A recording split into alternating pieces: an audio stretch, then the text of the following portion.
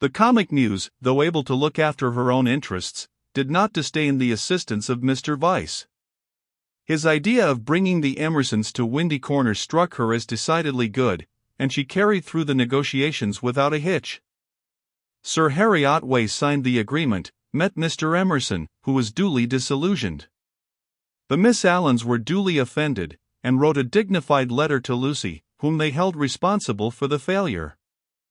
Mr. Beebe planned pleasant moments for the newcomers, and told Mrs. Honeychurch that Freddie must call on them as soon as they arrived.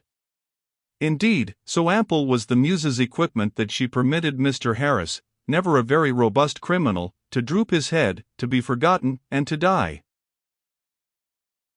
Lucy, to descend from bright heaven to earth, whereon there are shadows because there are hills. Lucy was at first plunged into despair, but settled after a little thought that it did not matter the very least. Now that she was engaged, the Emersons would scarcely insult her and were welcome into the neighborhood. And Cecil was welcome to bring whom he would into the neighborhood. Therefore Cecil was welcome to bring the Emersons into the neighborhood. But, as I say, this took a little thinking, and, so illogical are girls, the event remained rather greater and rather more dreadful than it should have done. She was glad that a visit to Mrs. Vyse now fell due. The tenants moved into Sissy Villa while she was safe in the London flat. "Cecil, Cecil darling," she whispered the evening she arrived, and crept into his arms.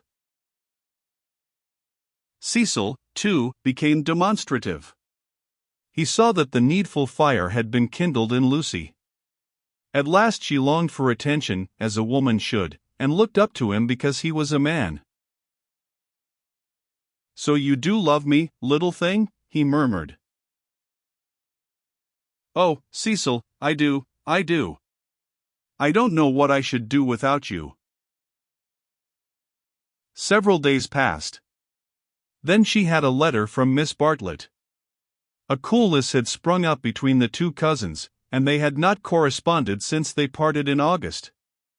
The coolness dated from what Charlotte would call the flight to Rome, and in Rome it had increased amazingly. For the companion who was merely uncongenial in the medieval world becomes exasperating in the classical. Charlotte, unselfish in the forum, would have tried a sweeter temper than Lucy's, and once, in the baths of Caracalla, they had doubted whether they could continue their tour.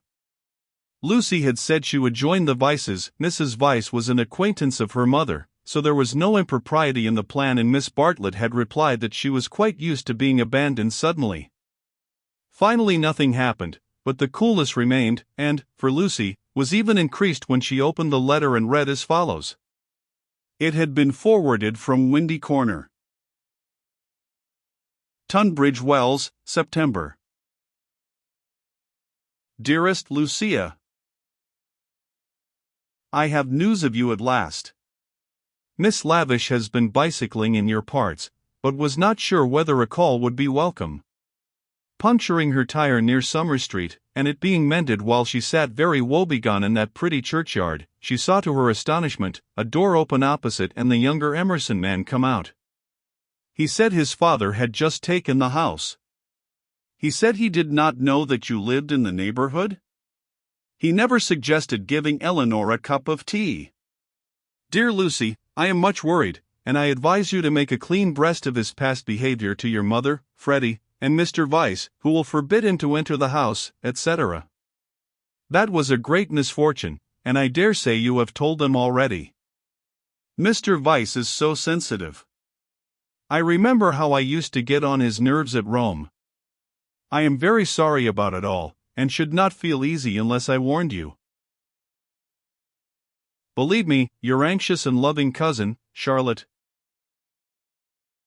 Lucy was much annoyed, and replied as follows. Beecham Mansions, S.W. Dear Charlotte, many thanks for your warning. When Mr. Emerson forgot himself on the mountain, you made me promise not to tell Mother, because you said she would blame you for not being always with me.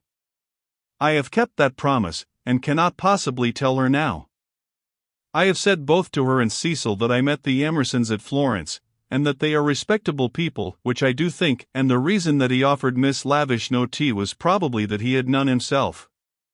She should have tried at the rectory. I cannot begin making a fuss at this stage. You must see that it would be too absurd. If the Emersons heard I had complained of them, they would think themselves of importance, which is exactly what they are not. I like the old father, and look forward to seeing him again. As for the son, I am sorry for him when we meet, rather than for myself. They are known to Cecil, who is very well and spoke of you the other day. We expect to be married in January. Miss Lavish cannot have told you much about me, for I am not at Windy Corner at all, but here. Please do not put private outside your envelope again. No one opens my letters. Yours affectionately, L. M. Honeychurch. Secrecy has this disadvantage: we lose the sense of proportion. We cannot tell whether our secret is important or not. Were Lucy and her cousin closeted with a great thing which would destroy Cecil's life if he discovered it, or with a little thing which he would laugh at? Miss Bartlett suggested the former. Perhaps she was right. It had become a great thing now. Left to herself, Lucy would have told her mother and her lover ingenuously, and it would have remained a little thing. Emerson, not Harris, it was only that a few weeks ago.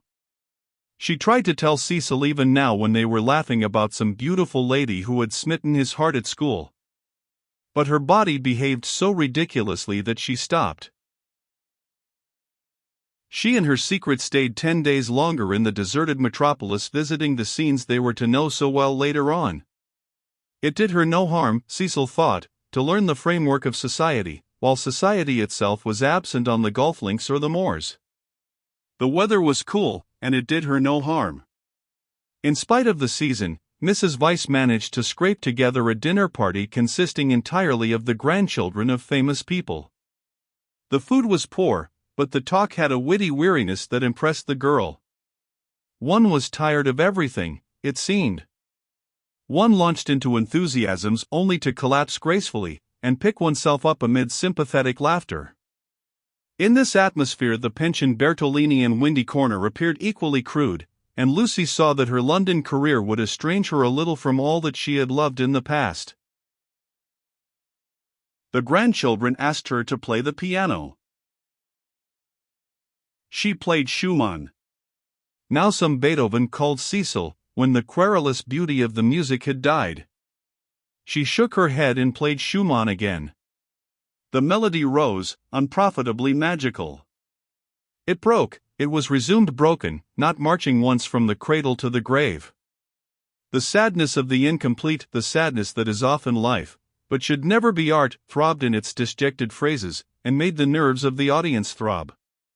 Not thus had she played on the little draped piano at the Bertolini, and too much Schumann was not the remark that Mr. Beebe had passed to himself when she returned. When the guests were gone, and Lucy had gone to bed, Mrs. Vyse paced up and down the drawing room, discussing her little party with her son. Mrs. Vyse was a nice woman, but her personality, like many another's, had been swamped by London, for it needs a strong head to live among many people. The too vast orb of her fate had crushed her, and she had seen too many seasons, too many cities, too many men, for her abilities, and even with Cecil she was mechanical, and behaved as if he was not one son, but, so to speak, a filial crowd. "Make Lucy one of us," she said, looking round intelligently at the end of each sentence, and straining her lips apart until she spoke again. "Lucy is becoming wonderful, wonderful. Her music always was wonderful." "Yes, but she is purging off the Honeychurch taint, most excellent Honeychurches, but you know what I mean. She is not always quoting servants, or asking one how the pudding is made. Italy has done it." "Perhaps," she murmured, thinking of the museum that represented Italy to her. "It is just possible. Cecil, mind you marry her next January. She is one of us already." "But her music," he exclaimed. "The style of her. How she kept to Schumann when, like an idiot, I wanted Beethoven. Schumann was right for this evening. Schumann was the thing. Do you know, Mother, I shall have our children educated just like Lucy? Bring them up among honest country folks for freshness, send them to Italy for subtlety, and then, not till then, let them come to London. I don't believe in these London educations, he broke off, remembering that he had had one himself, and concluded, at all events, not for women. Make her one of us, repeated Mrs. Weiss, and process to bed. As she was dozing off, a cry, the cry of nightmare, rang from Lucy's room. Lucy could ring for the maid if she liked, but Mrs. Weiss thought it kind to go herself. She found the girl sitting upright with her hand on her cheek. I am so sorry, Mrs. Weiss, it is these dreams. Bad dreams? Just dreams. The elder lady smiled and kissed her, saying very distinctly, You should have heard us talking about you, dear. He admires you more than ever. Dream of that. Lucy returned the kiss, still covering one cheek with her hand. Mrs. Weiss recessed to bed. Cecil, whom the cry had not awoke, snored.